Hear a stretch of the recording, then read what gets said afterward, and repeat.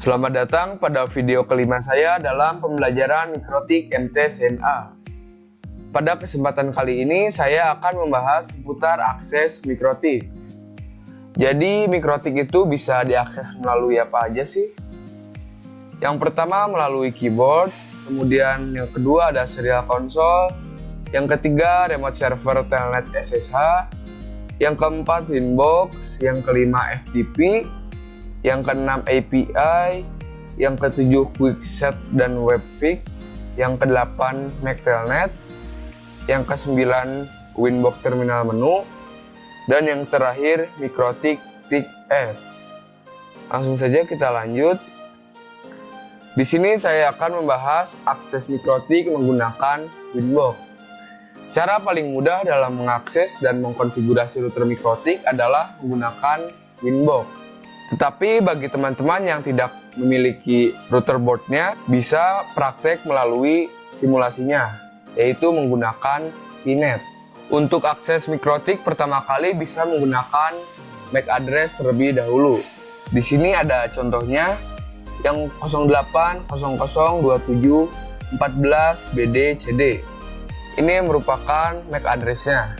Winbox ini berformat .exe, jadi hanya bisa diakses melalui Windows.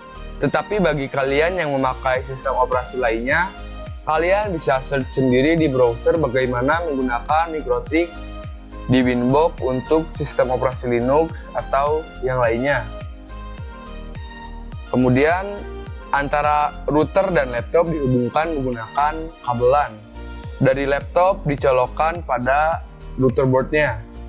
Kenapa ini dicolokkan pada Ether 2? Karena Ethernet 1 ini digunakan untuk internet. Untuk akses Mikrotik ini bisa melalui MAC address dan IP address. Tetapi jika kalian pertama kali login pada menu Winbox atau settingan dari awal, kalian login menggunakan MAC address-nya dengan user admin dan passwordnya kosong. Kemudian kita lanjut. Di sini saya akan membahas virtual router Mikrotik menggunakan VNet Lab bersama Winbox. VNet Lab ini merupakan alat simulasi jaringan paket. Langkah pertama yang kalian bisa siapkan yaitu persiapkan environment VNet Lab yang sudah tersedia perangkat virtual Mikrotik. Kemudian persiapkan aplikasi Winbox. Lakukan koneksi antara ISP dengan router. Kemudian konekkan virtual Mikrotik dengan Winbox. Setelah itu kalian bisa konfigurasi pada menu Winbox-nya. Ini merupakan tampilan Mikrotik pada Winbox. Oke, pertama-tama di sini ada admin. Ini merupakan MAC address Mikrotiknya.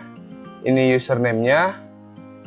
Di sini ada Winbox 64 bit. Jadi Winbox ini menggunakan yang 64 bit.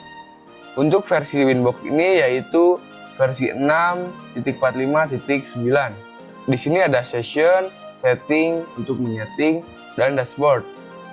Kemudian di sini ada Undoredo.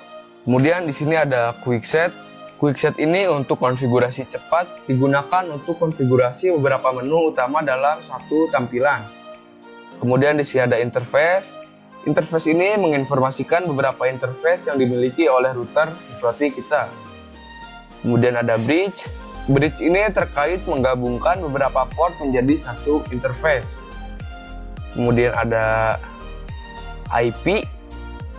IP di sini kita bisa konfigurasi firewall, DNS, dan lain-lain.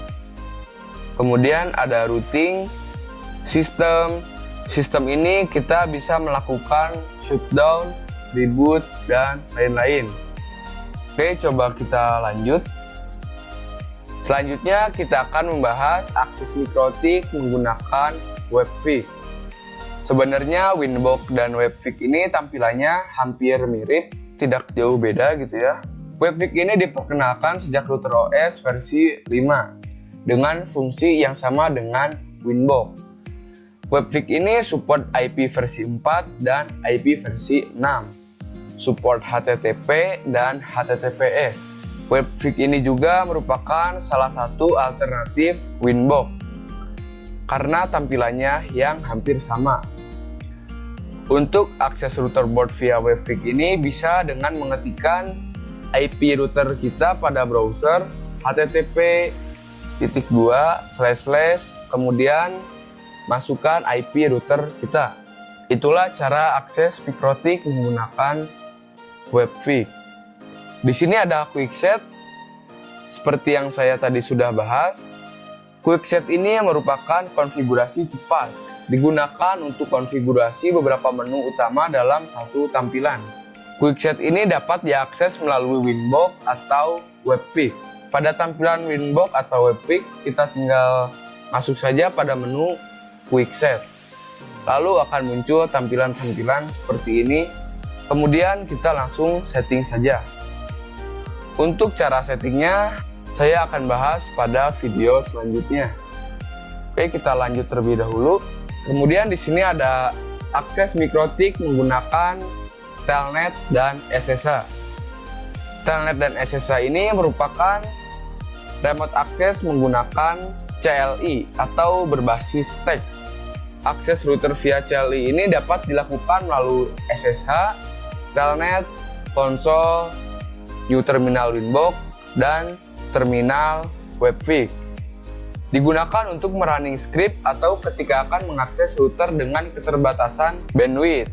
Untuk mengakses router Mikrotik via remote SSH atau Telnet, maka kalian bisa menggunakan aplikasi remote client seperti Putih, WinSCP, dan lainnya. Kita lanjut. Yang terakhir, akses Mikrotik menggunakan serial console.